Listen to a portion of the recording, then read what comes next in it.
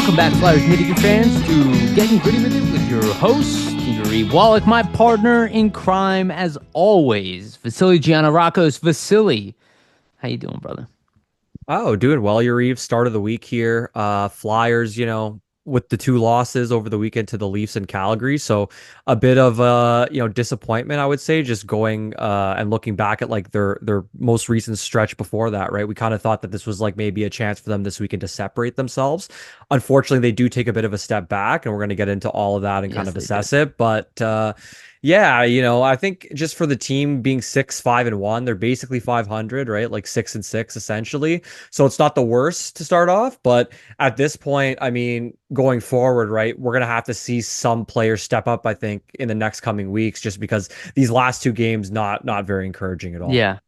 And you know what? A good test to a team is injuries, and they have them right now. And we talked about it all the time. It's funny how like Luchanko leaves the team, and then there's like injuries immediately afterwards, right?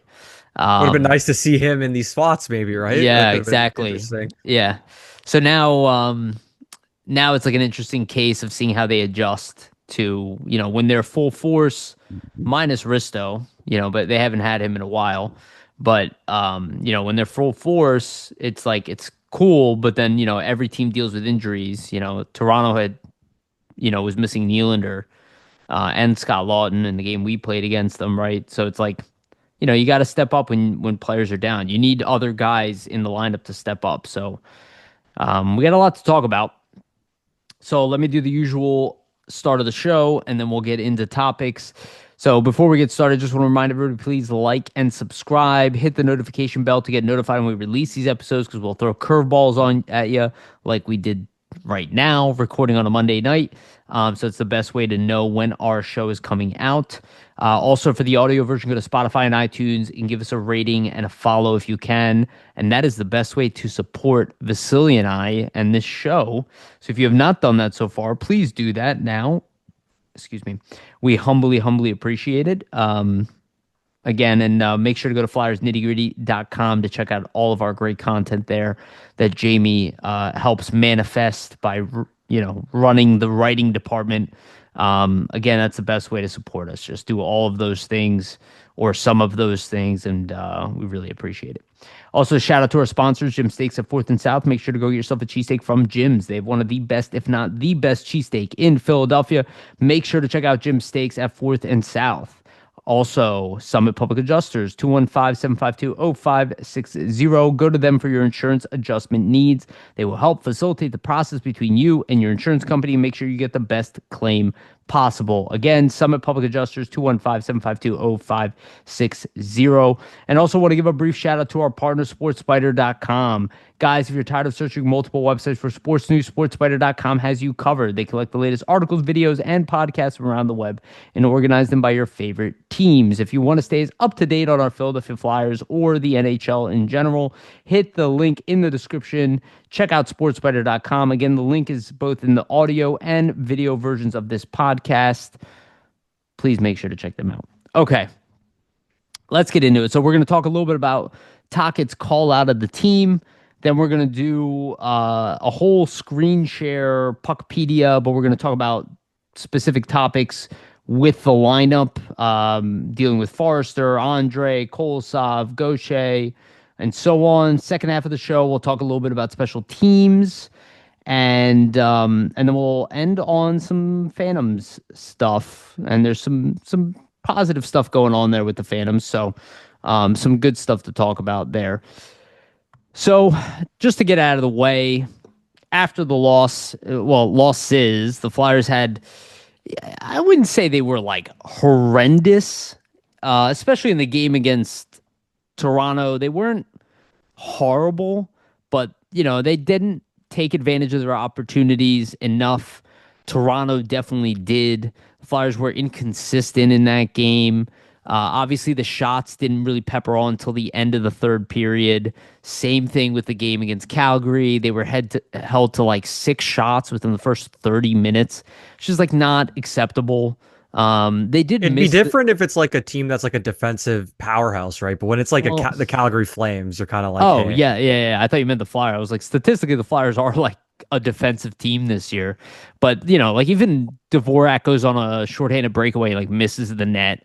It was like one of those games where it was like, okay, like offense is going to be hard to come by today. Like they're just not on point. So Tocchet, after already talking about it at the Toronto game, um, about not shooting enough, passing up shots for like, you know, fancier passes, I guess is the term I'll use, like inseam passes and just kind of making things a little more complicated than they need to be, and also not getting in front of the net a lot. He essentially like calls the team out 2 games in a row publicly, doesn't individually call anybody out, which is the right way to go about it. But he does call the team out on not shooting enough, not I don't want to he didn't say they don't play hard enough or anything, but not getting enough to the middle of the like in front of the net. And then the only goal that the Flyers really had, he said the Flyers had no goals from any tips in front of the net this year. And that technically is true.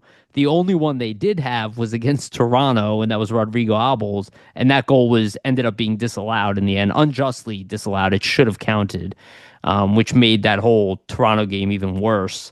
But yeah, Tocchet calls the team out, and honestly, they were getting booed at times for like not enough shots. That's the right way to boo, in my opinion. I criticize a lot of like the attack on the team, but in those contexts, I think it's extremely appropriate. They Like, they were playing embarrassing hockey, right? Like the Calgary Flames. I mean, they're the worst team in the NHL right now. They might not actually be the worst team. They might be playing worse than they like are right now. It's early in the sure, season, but and they they're are. not. That's yeah, Yeah, but they're not a good team. And I mean, if you're the Flyers, this is one where you want to take advantage, right? winnable game. Especially Yeah. especially coming off the loss to Toronto. And it's not like Calgary was fresh, right? They played the night before too, so there's not that excuse of them, oh, hey, it's a Yep. fresh team versus us on the back-to-back. So I think they kind of almost went against what Tocchet said. I don't know if anybody listened to the pregame before the Calgary game, but he literally explicitly stated, I want the team to be more simple out there, simplify our games. I think that's kind of was one of the issues last season. I think the Flyers were 1-11 in back-to-backs last season.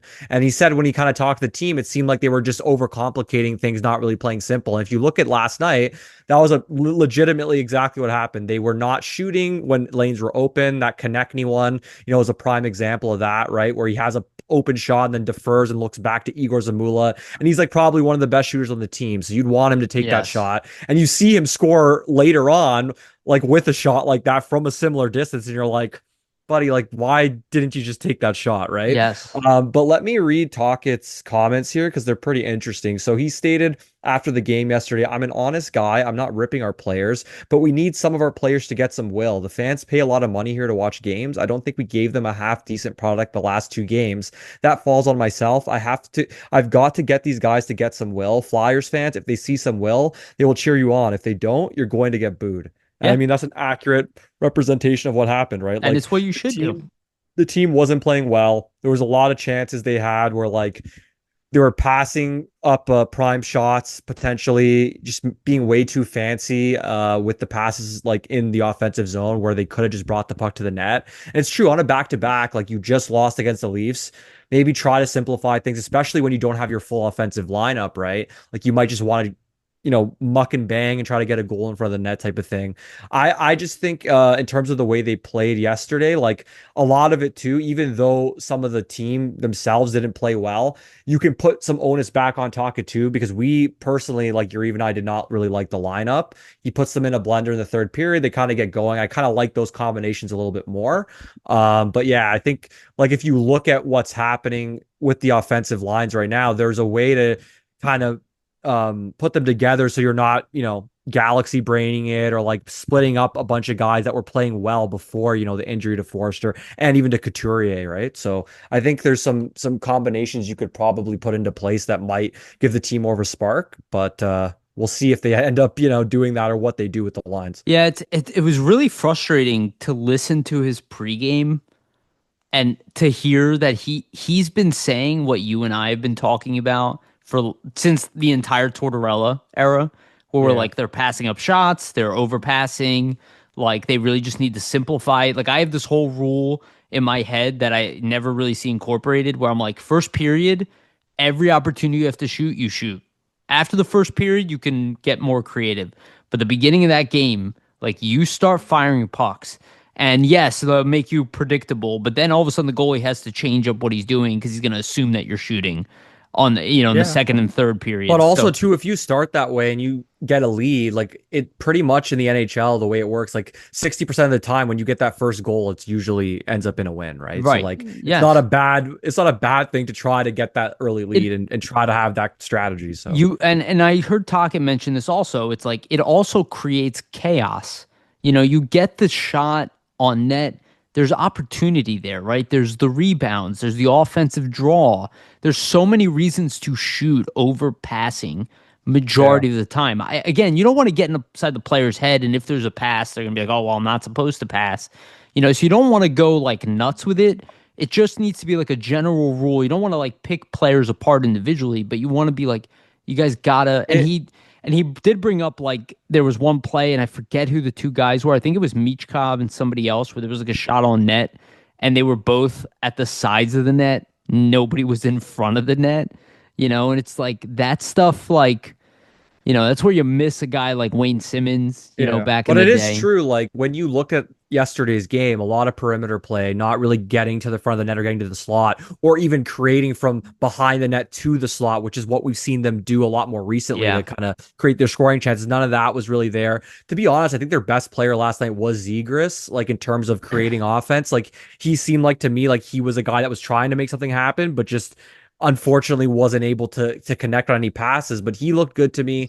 I thought You know, Drysdale looked pretty good at times, offensively at yeah, least, like getting the puck out of his I zone. like Drysdale as well. I think Sanheim had some moments too, Yeah. but there's a couple moments where I was looking at Sanheim and he would defer with the pass. You're like, you should It have put that one on net, right? it wasn't the team defense that was driving me nuts in that game. It was the offensive zone like commitment that was frustrating Well, more there than wasn't a lot of anything. cycling going on. Like, so Yeah. usually they had that old reliable line of Forster, Sure. Cates, Brink. They would kind of put them out there to cycle things around. The team wasn't really going. They didn't have that, luxury tonight. And with Tippett on that line, they just weren't as effective in terms of the Right. cycle.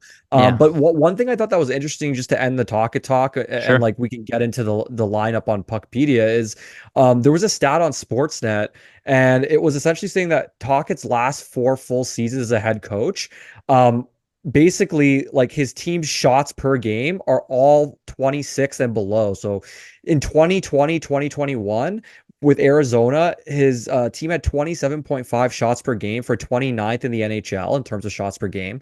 2023-24 with the Canucks, his team had 28.4 shots per game, 26th in the NHL. Last season with the Canucks, 25.5 shots per game, 31st, so second last. And this season so far with the Flyers, 24 shots per game and 31st. So it's a really weird stat in terms of just like his teams for some reason don't seem to shoot a lot, but it seems like he's preaching the opposite where he Yeah. wants them to shoot. So it's a really perplexing stat when you listen to him talking about what he wants the team to do and to like simplify. Like he doesn't want them to just shoot from everywhere. He wants them to take quality shots, but there's a clear emphasis like on this from him and like to the Flyers that, hey, you guys need to be shooting the puck more. And So and nonetheless, he's like, yeah, I was just gonna say, like, nonetheless, with what was happening with his past teams and like the not shooting, even if this team doesn't like shoot a lot, they need to increase it because like 24 shots a game is terrible. yeah, and it's not just that. Like you can like that his assessment passes the eye test for everyone. Because and this is just a general rule with how this team is played. Remember back in the day when it was like the Claude Giroux era, people were like, "Oh, this team needs a shooter," and a lot of it just came from like this franchise for a long time has never been a volume shooting team.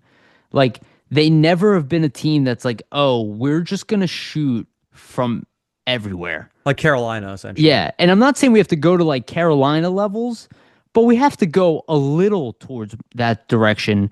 Like we consistently like wait for like a perfect pass or the late man coming, and it's like there are like 8 20 plus goal scorers on this team, capable of scoring 20 or more goals a year. Everybody should feel confident enough in this lineup to shoot the puck and think you can beat the goalie. Yeah. It's like it is like a confidence thing too. I also think like for whatever reason, and I saw this a lot in Michkov's game, and I'm not like picking on him, but we know conditioning has been an issue for him.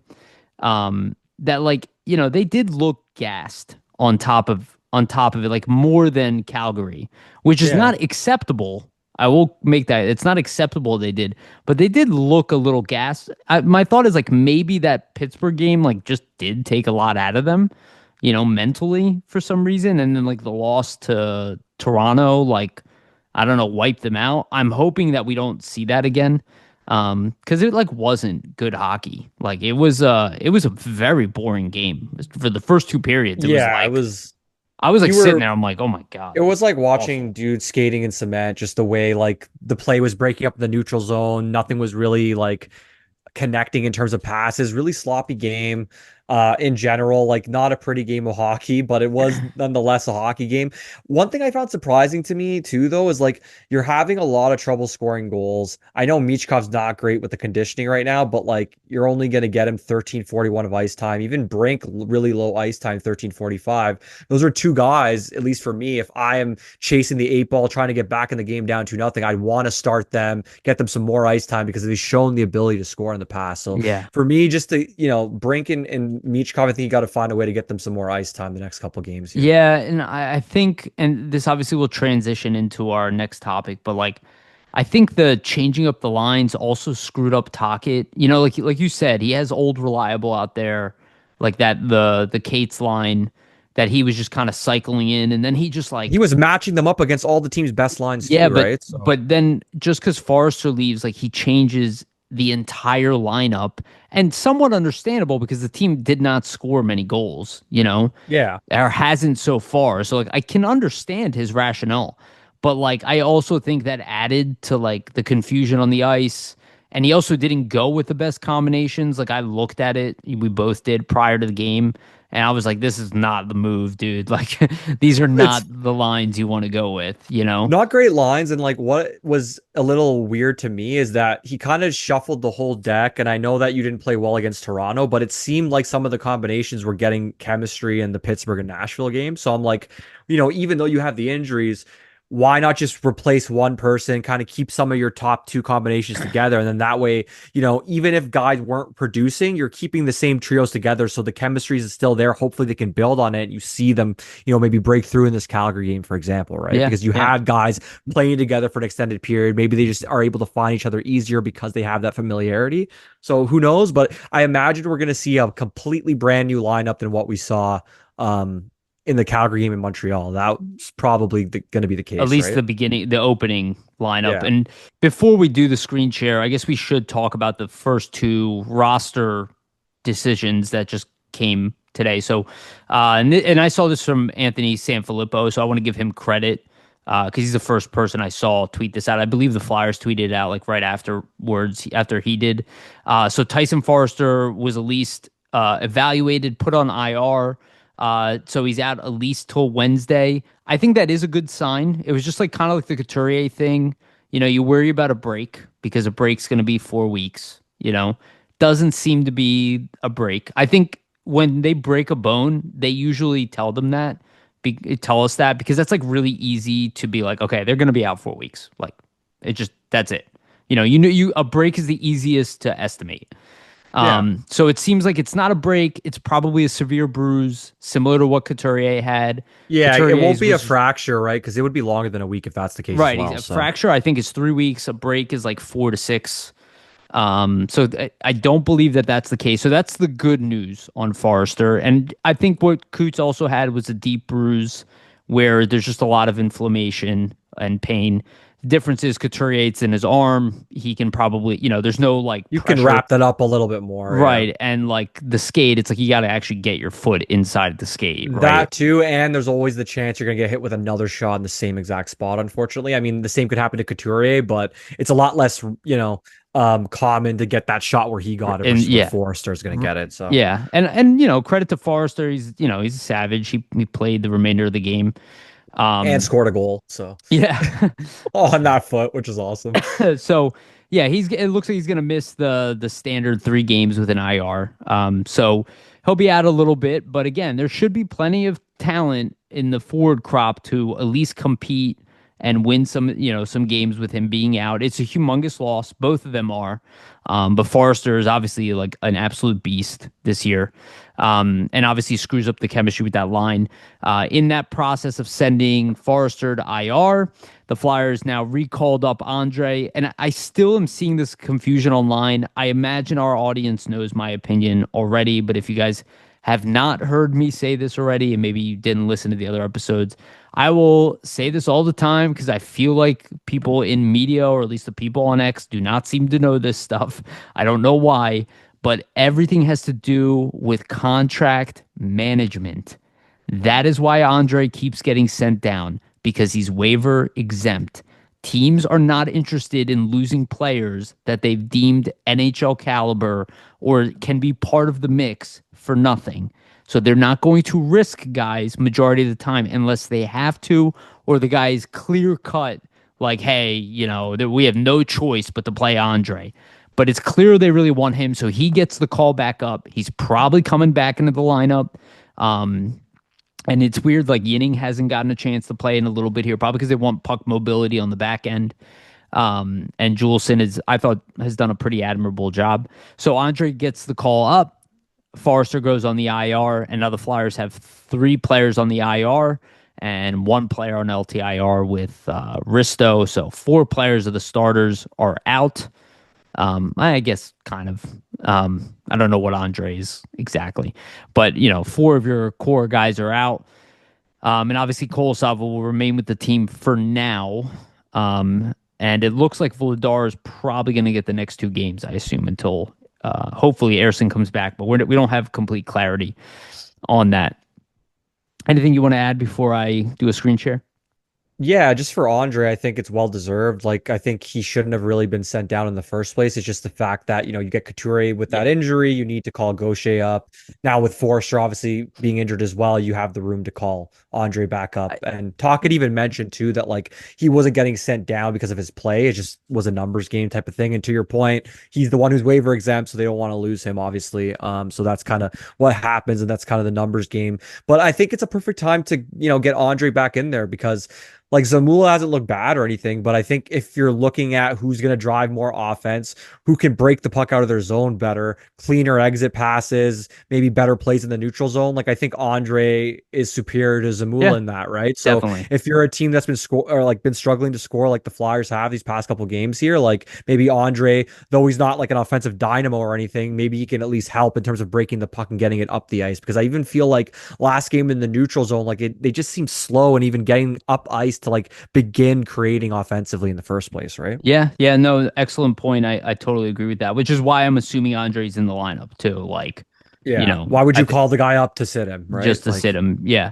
And it does kind of, I do want to mention this too. So Gauthier got the call up, which is not weird to me in the sense that I'm like, he clearly liked Gauthier, just from preseason, right? Like he stuck with the team pretty long. Like it looked like he maybe even He's had reliable, a chance. right? Penalty kill, But can play center, but yes, but I will say this. If you look at Obels' face-off record, it's like 65-70% every night. So I'm a little confused why they don't just like be like, okay, Obels is the 4th line center, and they could have gone with a wing, but I guess the question is who would have been the wing to call up? The only other name is like a guy like Richard. yeah. I mean, hey, if you want to play Michkov with Abels and Dvorak, if you want to play him with lesser guys, like do Zegras, Michkov, and Abels, then he can take all your faceoffs for Zegras, right? Which they kind of did. Yeah. The other night when they moved Dvorak up to Couturier's spot and put Obels in the mix.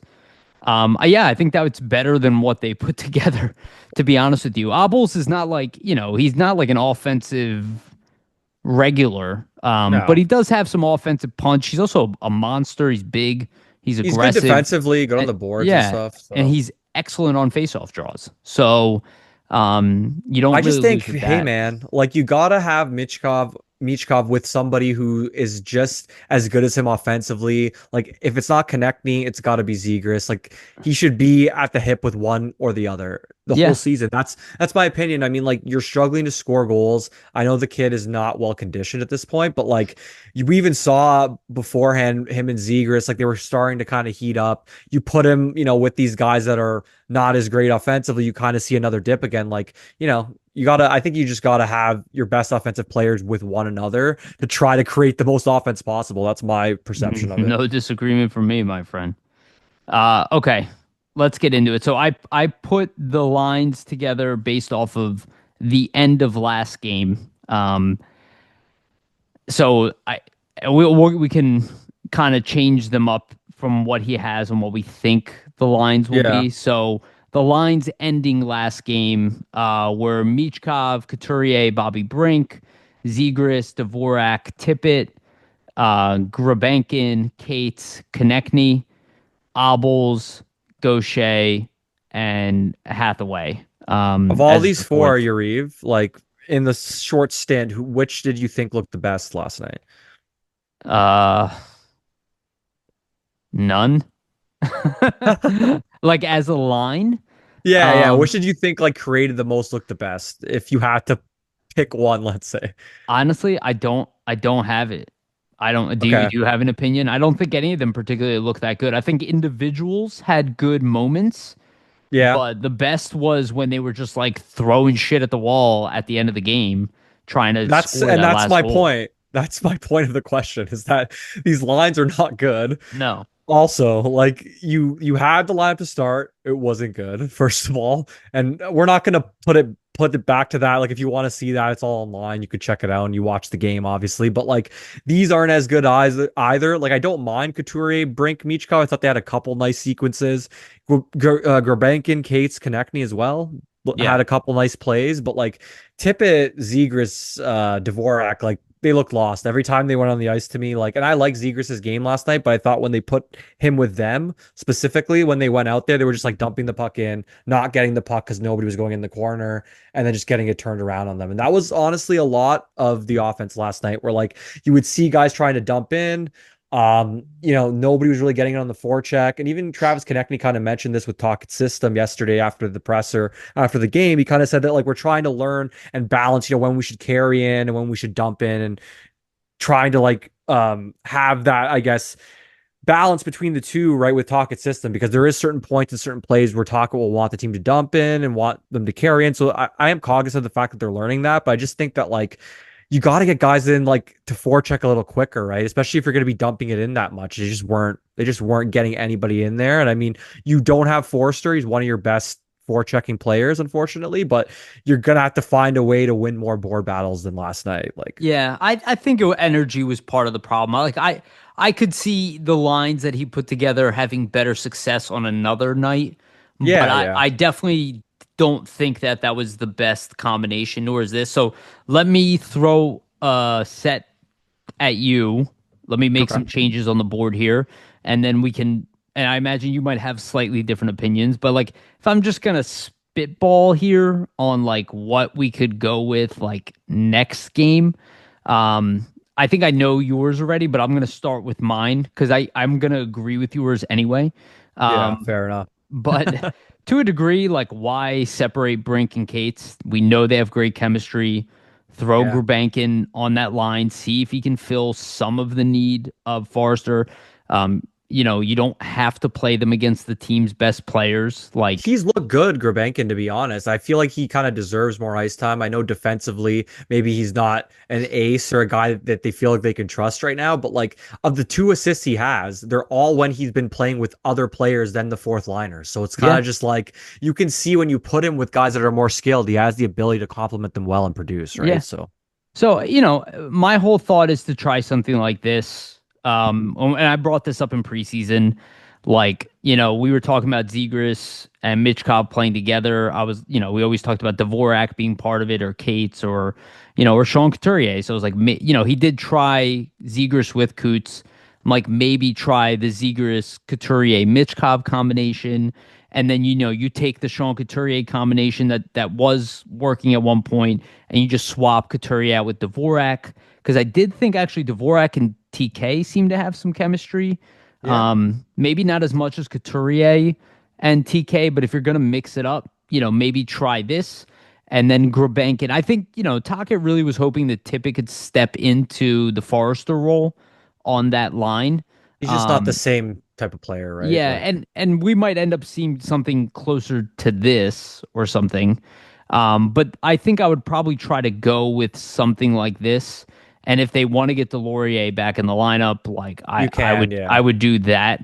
Actually, last night I thought Delorier probably would have helped over Gaucher, just because like they needed a fight, they needed like something. And the And thing is, too, Calgary has some guys who are willing to fight, so they probably would have been able to yeah, spark something with him and in there, and right? I just feel like that's what Delorier's value is like he'll drop the gloves, he'll get people involved, and Maybe that's what gets the bench they fired up, yeah, they basically. really needed that last night. They really lacked it. But um what do you think about these lines? How would I you like change it. it up? I like it. I mean, I think Couturier, Zegras, Michkov's a good combination. It's kind of the same idea, just like Couturier is playing that same role that Dvorak is playing, where like he's going to kind of be your defensive specialist on the line in terms of like, hey, when it's a critical face-off, we're going to have Couturier take it. He might be playing more of the defensive center role, like perhaps like down low in his own zone, right? Like playing in terms of like that defensive responsibility. I imagine too, though, if they were going to do that, Zegras might take some shifts where he's actually playing as a center down low in his own zone, just so he can kind of get more familiarity with it. Because I think they're trying to do that still, right? So he can kind of like shift into it maybe halfway through the season if he improves and gets better. So I like that combination. I think Konechny and Tippett too, like they've shown that they have chemistry in the past. They can connect and the lines can work when they play together. They're both speedy, so it works out on the rush a lot when they have opportunities kind of moving up the ice together. And I think Kate's Brink Grabenkin is just like it's the thing that makes the most sense to do with Forster out. Like instead of changing the whole lineup like Taka did, right? We kind of discussed this before the show. Like, why change the whole lineup when you can slide Grabenkin up and you can kind of just keep a lot of the same combinations together, or at least certain combinations of guys playing together. Right? Like you can keep Michkov and Zegers together, add Couturier in. You can keep Konechny and Tippett together, who've been playing together a lot this season. Add Dvorak in, right? You can keep Kate's Brink together, who've been playing a lot, and then add your third guy in Grabenkin. So it's kind of like you're not having three guys who maybe have not played together before yet this season on a line with one another. So And yeah, I like the mix for sure. and I think maybe even this is possible, which I don't think is like top of the list. But if you want somebody more defensively sound on that line, like maybe you can elevate Hathaway, who at Yeah. least will help with the Well, Gabrankin's also a good forechecker, but he's like, he's just a pest. He's like half pest, half grinder, half like, enforcer. He's like a little bit of everything guy. Yeah. But I think he's best suited on the fourth line. And Gabrankin's got playmaking abilities and like dangles and stuff. Like he's got really good hands for a guy with his skill set. The other thing is like, okay, what if he wants to make this third line like more defensively responsible? He did kind of attempt this a little bit. Like I do wonder if there is maybe a Konechny thing going on there. I wouldn't Like mind that either. Yeah. yeah, maybe Konechny could be in that mix. Him and Cates Um, have played pretty well together in the past, so like there's some chemistry there. I think this could work too. I think one combination that we talked about was just, keep the lines the same from the Pittsburgh and Nashville game and basically just put Grabankin up with Cates and Brink. So so you could yeah, it have would be yeah, you already know what it is. so it's pretty much this. Oh no, sorry, this. There you go. Yeah, right. So you had Couturier, Tippett, Konechny playing well together before the Forster injury. You had Zegras, Dvorak, Michkov playing well together. Obviously, Forster gets hurt, so just slide Grabenkin on that line, and everybody's kind of familiar, right? You're not Yeah. kind of shifting around the whole lineup like you did the last game. I do get they're not scoring, so sometimes you throw it in a blender and it works. Sometimes you find some good combinations you might have not thought of before. I just think either this would be ideal, or even what you showed initially with Couturier, Michkov, and Zegras. I think. I mean, I really like that combination too. So Yeah, I think there's these are good something. as well. I think there's something there. There's also the old reliable that we saw last year that maybe they could try going back to this a little bit, which it's not my favorite for the third line. but also could work. And obviously, Konechny and Michkov and Couturier worked last year. It didn't work this year when they tried it. Yeah. But then again, a lot of things weren't working at that time. Like the other two lines, like weren't really working in general at that time. So I don't know. He's got a big mix here of stuff that he could try. So I'm interested to see like what he goes with. Again, this is kind of like a three number two, second line team. Like that's how they kind of operate. So he could try to go top heavy on it, but there's no real way to do that. There's not like there are obviously clear cut best players, but some of them are young. Some of them have like gaps in their game. It's really just Travis Konechny, who hasn't had the best of years so far. It's really Konechny and Couturier, who are like the only two guys where you're like, okay, they are the top two line guys. Where like Yeah. Michkov's defensive game's not there, and he's also not 100%. I guess you can make the argument it's Zegras. So you could try something like this. I don't love it at all, but I could see it maybe being tested.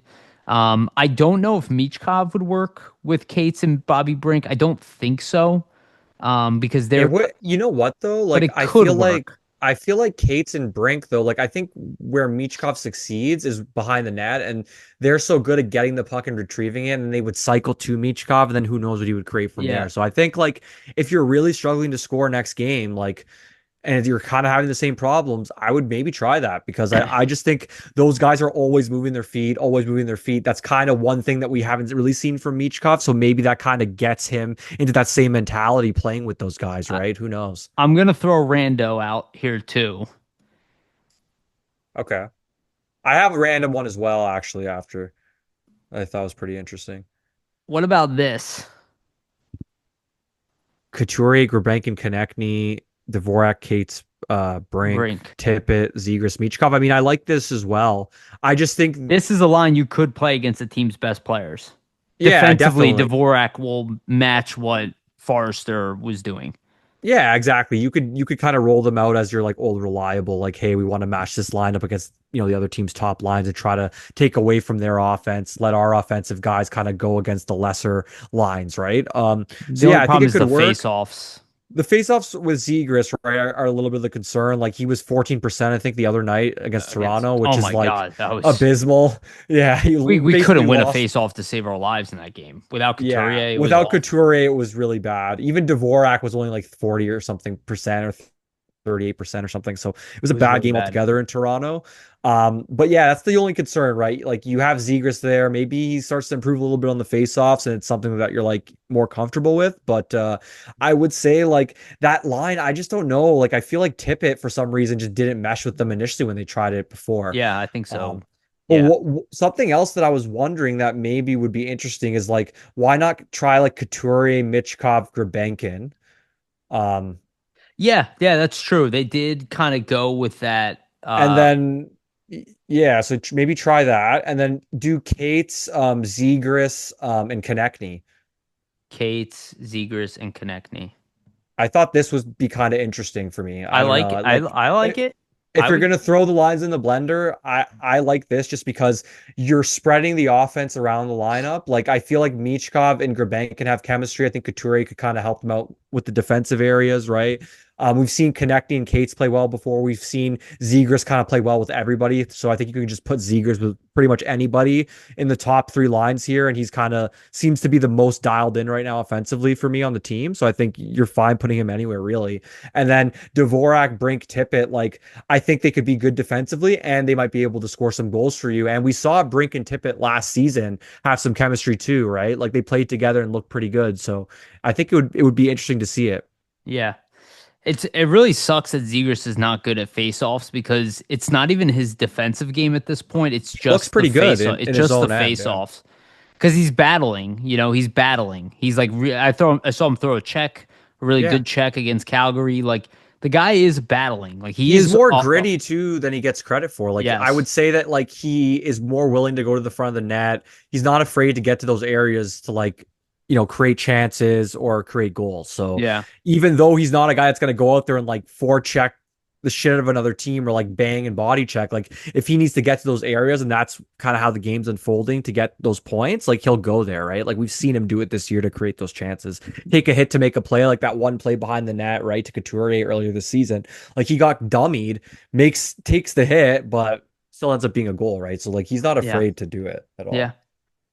And then for the D, I mean, everything's going to stay the same. We just assume that Andre's coming in the lineup and we'll And play the with defense Juleson. hasn't really been a problem, right? Like, No. you kept Calgary to 2 goals. Even in the Leaf game, like, they score four, they get the empty netter. Like that was a kind of deceiving game because if Abel scores, it's It like probably that game probably should have been 5-3 yeah, something like that, right? And then with the even empty netter being the Tippett hits a 5. post too, right? Like if that goes in, it's a game of You talking inches, about obviously. the double post shot? Yeah, well, Zegras hit a post, but then Tippett also on the power play, It, like he yeah. hit a post, it deflected. I So yeah. I think that game score was pretty deceiving.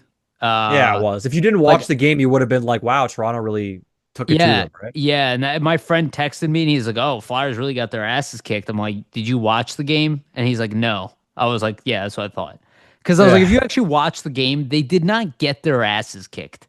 They didn't play their best hockey, but like Toronto was not amazing in that game. No. They They could just have won that game, whereas like the yeah, Calgary game, they were abysmal. They were not good, right? yeah, exactly. So it just didn't they didn't play well enough to win, though I will say No. that.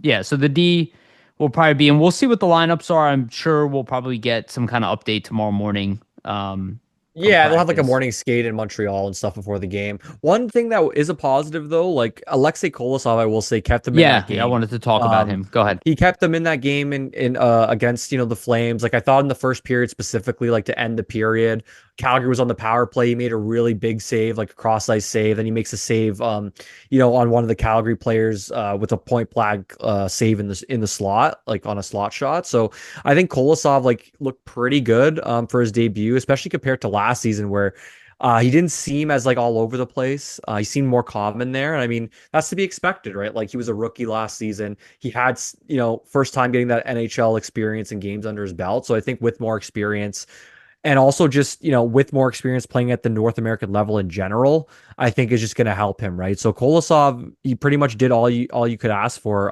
coming in as in that backup kind of role on a back to back when the team's tired, gave him a chance to win. Whenever your goalie's letting up 2 goals or less, right? Like it's kind of on the offense at that point to produce something, which they did not do last night. So Yeah. Yep. what do you think about Kolosov? I thought he looked pretty solid. It's funny how like I bet last year the same type of performance he would have given up like 4 goals because it just seemed like Tortorella's team last year was just giving up more goals. I think it kind of made the stats look worse for everybody than they actually are as Yeah. goaltenders.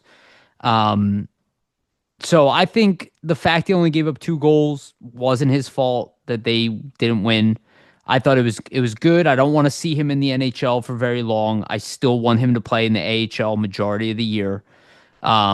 But it's nice to see that he's like, he is undersized, but he wasn't all over the place in net.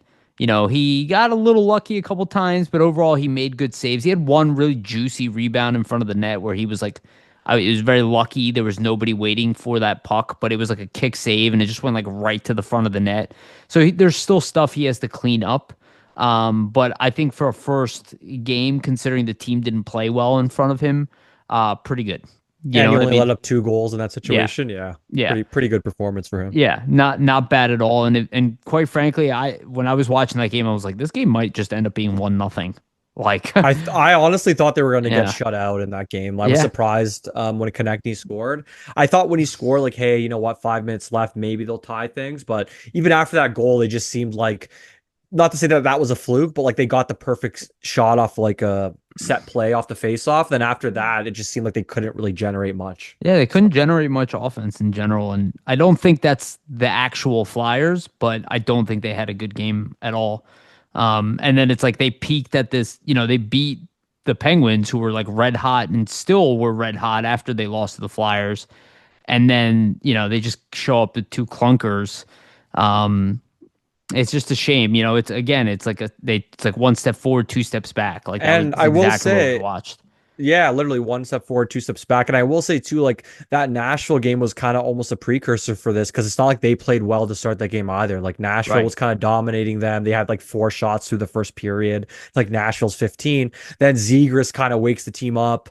He has a really big game. They end up winning that one. But like that was almost a similar formula to these last two. So you're kind of like, hey, 3 games now where they've looked really Yes. lackluster in terms of generating shots and offense. So they're gonna have to, go back to the drawing board and try to figure something out because this will not be sustainable. Like the way they're playing offensively, like they're gonna lose a lot of games if they don't pick it up, right? Yeah. Yeah, absolutely. All right, let's transition real quick. We're going to talk about the power play and penalty kill. Before we do, just sort of remind everybody to like and subscribe, hit the notification bell for notification, get notified when we release these episodes. And for the audio version, go to Spotify and iTunes and give us a rating if you can. Again, that is the best way to support this show. So Flyers power play right now has looked tremendously better than last year. They are just under 19%. They're 18.9%, so they went down a little bit because of the last game. But they are sitting at 19th in the league at 18.9%, tied with the Chicago Blackhawks. I think the power plays looked good. They scored Especially against Toronto, yeah. especially in considering their last game, right? They've been much more consistent. They did start off better last year anyway, and then completely dropped off. Like losing Tyson Forrester shouldn't destroy your entire power play. Looks like he was kind of mixing up the groups a little bit more just without Forrester being out there. They still need to be better. I don't think the power play has like been amazing or anything, but it's progress, and this is what we were looking for. We kept saying if they can finish anywhere between 20th to 18th, we'll be happy. So that's where they are right now. I still believe they have the skill to be better than this. So I'm hoping that it improves a little bit more. I'd love to be like around 21, 22% by the end of the year. That would be a That would have humongous. you around like 15th or Yes, something like that, right. 14th. Like, I mean, if you're the Flyers, hey, like look who's above you right now. Like Buffalo's there, San Jose. Like I know they have some talented players with Tage Thompson and Tuck in Buffalo, and you have Celebrini and William Eklund and stuff in San Jose. But like, there's no reason the Flyers can't match those teams, right? Like I Yep. think they could improve even more. It'll be interesting to see kind of what the combos are with Forrester out of the lineup here and see what they do. I hope they just go really heavy with the top unit, get Michkov and Zegras back together because I think that's your best chance of success right on the power play. Get those guys cooking with Konechny perhaps, right? And hopefully they can start going because I think if you're gonna, have the power play sustain what it's been doing, you need to have your top guys kind of driving it. So we'll see what they do, but so far so good, right? Like I think it's a great start for them so far, just to be at top 20 in the league here, like 19th place. It's kind of like you said, what we were looking for. So the goal for the Flyers would be to kind of stay in this range. If they can do that, then that's giving themselves a good opportunity through the rest of the season. And then yeah, just to shift to The penalty kill, which is yeah. number one in the NHL, tied I with the think they're what Sabres. the last 23 they've killed off or 24 straight, I something like think that. I think so at 90.5%.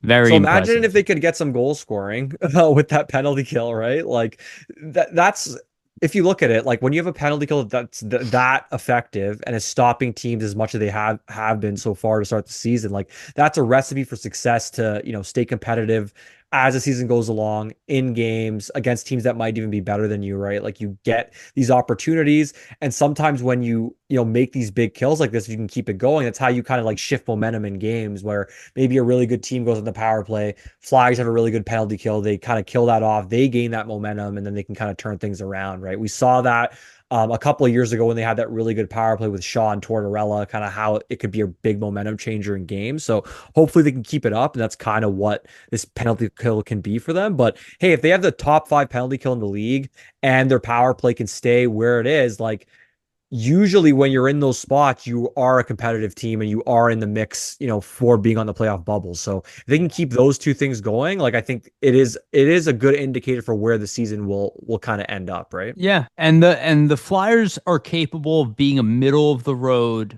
offensive team. So like somewhere in between 17, 18, 15. 15th in scoring in the In league terms per of goals game. for, yeah. Yeah, goals for per game. So right now they're not there. But I think they can increase that. And, for the penalty kill scoring, I mean, Vladar had a golden opportunity and just missed the net.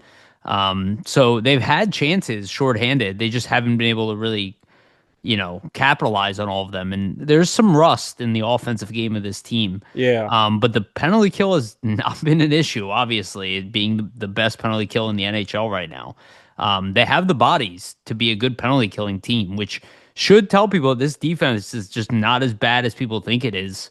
And the goalies have been playing well too, right? Like they've Right. been they've been stabilizing back there. I mean, you can't really say the goalies have played bad or like lost a game for the team in No, any of these at all. So no, I that's agree. a big change from kind of what was happening Really, last season I can only think of one goal this year where I'm like, that was a must save, and it was that one Ayrson against backhander, Pittsburgh. yeah, against the Yeah, Penguins, and they won that game anyway.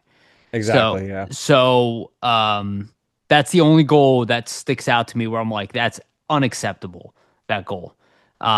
So so far so good. Yeah, Um, you just have to th- hope the offense in general, like in terms of like scoring chance generation, just goal scoring can pick it up. Because if you look at goals for per games played right now, this Flyers at 2.58, 26 in the league, so it's right, not great. And I mean, you just played Calgary, who shouldn't score a lot of goals, and their last 2.14. So even puts into perspective, like they're not a great team, right? Like you should have yeah, probably won that game. And if you go to their goals against per game played, they are allowing 2.58 goals against per game. So that is fifth best in the league. right. So like in terms of their actual goals against, like defensively they've been all right, right? Like every game They've been Vladar's very pretty good. much yeah, every game Vladar's pretty much played, aside from that Toronto game, he's only let up 2 goals or less. So and Urson too, right? Like there wasn't a lot of games where he was letting in more than 2 goals either. So like I think the defensive part of their game seems to be cleaned up. It's just like how do you still keep that intact and then also generate a little bit more offense, right? Like it doesn't Yeah, have to be the best offensive team in the league, but go from like 26 in terms of goals for per game maybe to like 18th or 17th, 18. and then Yeah, you're cooking, right? yeah, and that's where I think they can be realistically. So I think that's what the caliber of this offense is. It does, when you have Michkov being 20 and you don't have Porter Martone yet, and Zegras is like now coming on here, but he's still in his early 20s, and you have a lot of young talent, and you don't necessarily have like a surefire number one playmaking center. That's kind of where your offense should be, like middle of the road. So if they're scoring less than that, it's up to Tocchet and the coaching staff to get this offense going. So I think he's right. It is on him to get his message through. So, but they're gonna have to do a little bit better offensively for sure. All right, let's get to the last segment. I'm gonna share the screen again. Back to Puckpedia. This time go to the Phantoms. So I'm pulling up the lines. And this shout out to Bob Roadtruck, the announcer and main media guy for their social media. That's how it's a best way to find their lineups is from Bob.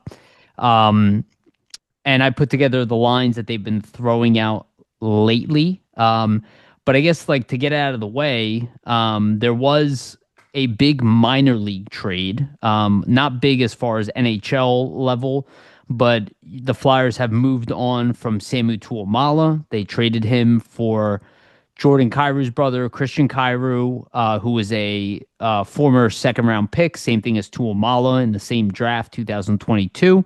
It was Equal kind of value, right? In a yeah, swap. uh, it's yeah, and me and you were talking about how the Flyers or the Phantoms need more depth, or the Flyers organization needs more depth on the back end, especially with the three injuries they have.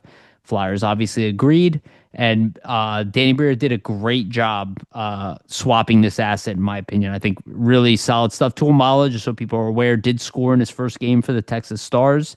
And Christian Kyrou has played 2 games. He had a goal and assist in the second game and an assist in the first game. He has 1 goal, 2 assists in 2 games for the Phantoms. And he's like an offensive defenseman, a lot like Emil Andre, or I guess maybe like a poor man's Jamie Drysdale. In a lot of ways, he's an offensive defenseman, about a little bit smaller than Drysdale, at least definitely not as thick. but about the same height. I think he's like 5'10", 5'11". Um, but an offensive one, and so far making an impact on the back end. So the lines that they're rolling right now as of last game: Alex Bump, Lane Peterson, Denver Barkey, Carl Grundstrom, who's starting to score now at the lower level, Carson Dorwer, Cooper Marody, then Garrett Wilson, Zayd Wisdom, who's now playing third line center with the call up of Gaucher, Anthony Richard playing the right hand side there, and then the fourth line, Alexis Gendron, Tucker Robertson, who's pretty much a point per game right now. So he's having a good start to his Phantoms career.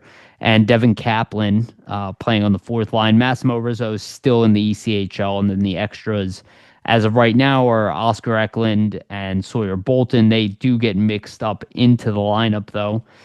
The defense, I had to kind of guess at this because Emil Andre was called up, so I'm assuming that Dennis Gilbert will take Andre's spot with Granz. Ty Murchison's been playing with Jordan Kyrou or Christian Kyrou, and Hunter McDonald is playing with Carter Berger, who's like a swing ECHL, AHL guy. Artem Guriev has been mixed in the lineup too, but sat last game. And then Bonk and Ethan Sampson are still injured. And then Carson Bjarnason is now the starting goaltender, though. Yaniv Peretz did play his first game and got the win for the Phantoms. So seemed to put They've been off to a good start. Yeah. yeah, seems like the goaltending is holding up down there too. And Peretz himself is a young goaltender also. I think he's 24 years old if I remember correctly. So he's not like an older guy. So he might have some upside to him as As well. like an AHL goalie. Yeah, Yeah, like maybe. an AHL starter potentially there for him. But Bjarnason's done a good job since Kolosov's been called up. So it's going to be, interesting with this group. Alex Bump had a good game finally, had a goal and assist not too long ago. Wisdom just keeps putting up points. Again, very confused why he never got re-signed and they re-signed Oscar Eklund. Like, I'm still baffled by that. But it's very interesting that Wisdom is now playing center. I gotta say, Yeah, that's my guess with that is like maybe you had to give the contract to Eklund to keep him around so he like doesn't go overseas, and it was kind of something like that, whereas like you could keep yeah, Wisdom but this way, and then when you lose Eklund next season, you can give Wisdom that well, contract slot. I don't know. look, that's one, they have contract slots open That's true, but as of right now. The other weird thing is uh any team can come and sign Wisdom if they want. yeah, technically he's on an amateur deal, or not amateur deal, but AHL only deal, right? So Right, yes. So he is not he's available to be stolen. And Eklund, like, you're not this guy's not playing in the NHL and he's not even a regular at the lower league. So I'm like very confused why they signed him. Like very. Abel's made complete sense to me, but well, he was Eklund, playing well, right? right, So exactly. And he has NHL upside, but Eklund doesn't. He's not an old man or anything. He's only 27. He does have like really great size. He's big. He's a big dude. That's the only thing I can think of. But, now you got Wisdom playing center. It's like, you should give him a contract because if he can at least work out as like, a a fourth line fourth center, line yeah. center in the NHL, you should give it a chance. I mean, the guy's only 22 years old, you know. He's not an old man, No, very, very young still, He's a exactly. prospect and he's been really good over the past like 60 games in the AHL. He just keeps putting up points like every night. I'm looking at the score sheet. He's on it.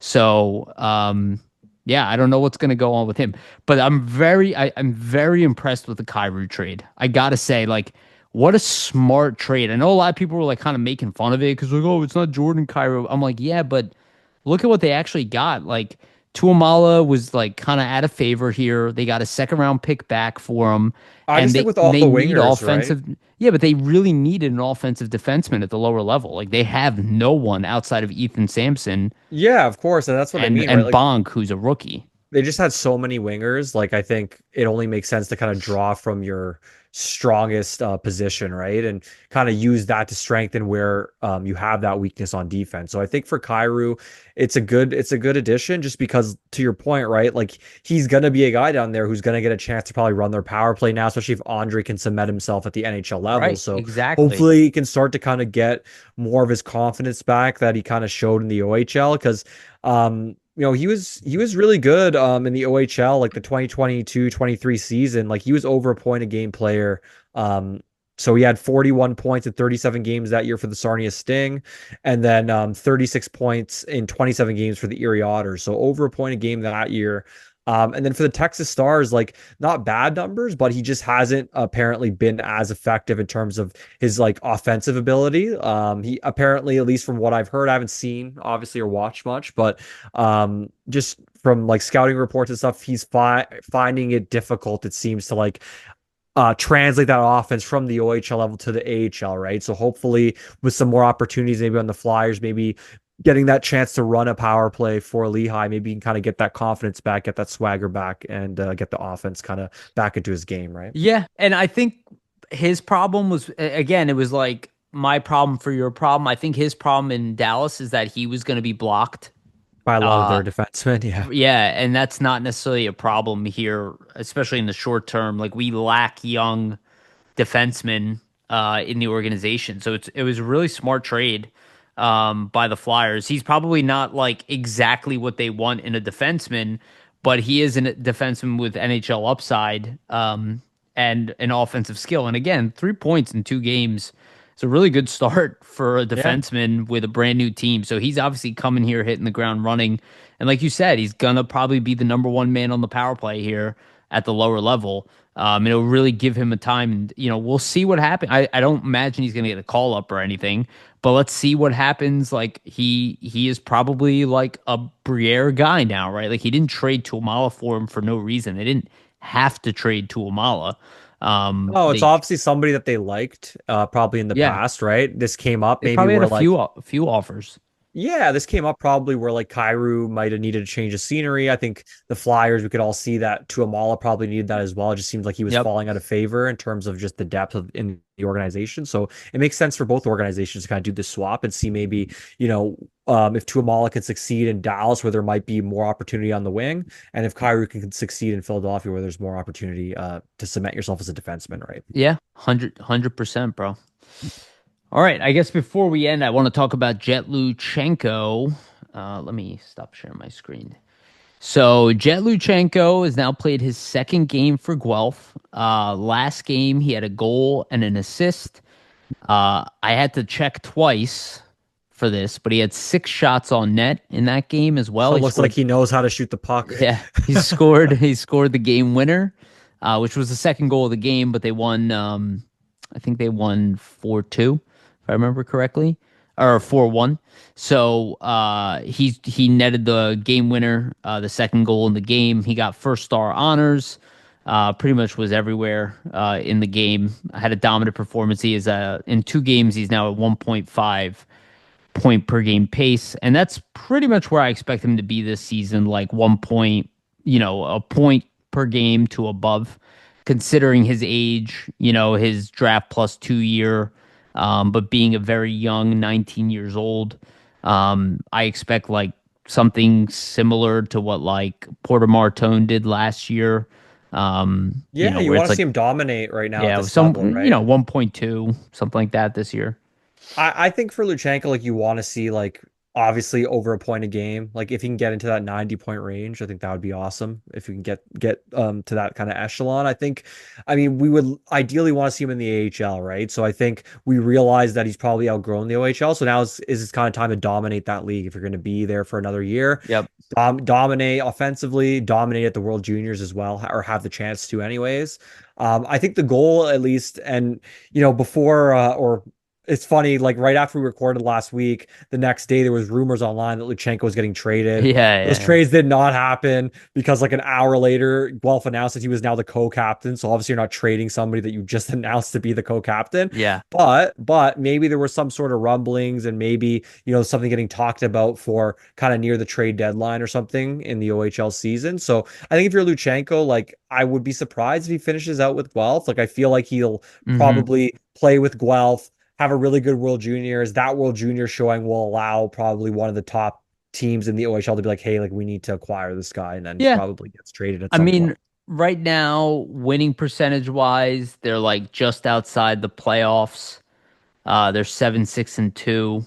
So not too bad. They're kind of where the Flyers are, to be honest, with the Almost winning. 500. Yeah. Yeah, they're above it. 5.33. They have two with the two overtime losses, but um they're not they probably want to see if they can squeeze into the playoffs. So to your point, I think you're 100% right. I think it's like World Juniors is probably their measurement. And if they don't make the playoffs, they'll probably try to move on from Yeah, him. because I think OHL deadline is like February. I think it's earlier Mm, than the NHL. So somewhere around then, like it'll be that after sounds World about right. Juniors, then he probably gets traded. So Yeah, and London Knights are not destroying everybody this year, so they still have the third best winning percentage in their conference. They're 9-3-3, which is still good, but the Brantford Bulldogs are 13-0-2. So just put it in perspective for you. That's the new big boys in town, I guess. okay. Um, And yeah, just to add, like the OHL deadline is usually the first couple weeks of January. So yeah, it would be like right after that World Junior cutoff. okay, yeah. So yeah, so we'll see what goes on with Guelph. We'll keep following Luchanko.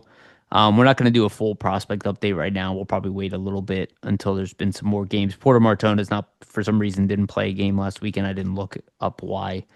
I don't think it's an injury because neither did Van Sagi. So, but yeah, we'll have more updates on prospects. I think that's probably it for today's show. I don't think we have too much to talk about beyond that. Anything you want to add, Vasily?